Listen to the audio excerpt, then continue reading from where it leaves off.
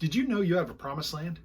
You know, Moses had one, and that's the one we all think about when we say to the promised land. But you have a promised land. I have a promised land. Everyone who's breathing was born with a promised land.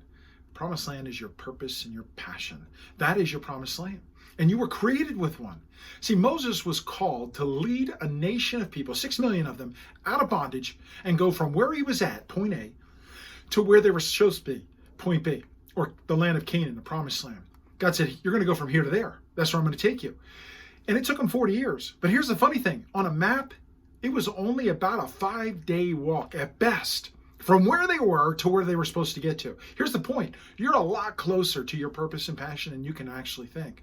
But most of us end up like Moses and the nation of Israel, where we wander around in a desert. And you know, they wandered around for 40 years, that close to their promised land. And they wandered because they were complaining, they were in disbelief, and they were living paycheck to paycheck, or just getting by day to day. Doesn't that sound really familiar? It sounds a whole lot like us.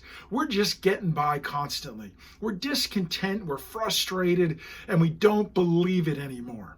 Well, here's the thing. Here's the good news. You're a whole lot closer to your purpose and passion than you can actually imagine. And if you will just start to follow it, everything you want, everything you desire is found within your promised land or your purpose and passion.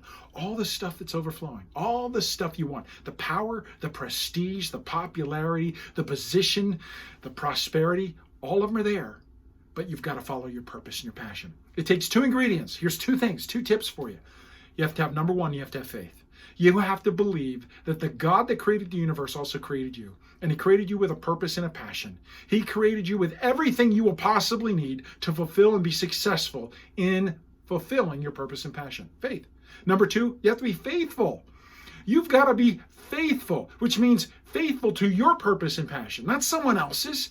Stop chasing after the decoys or false purposes and passion. Think of it like marriage. You got one wife or one husband, that's it. Throw the mistresses out.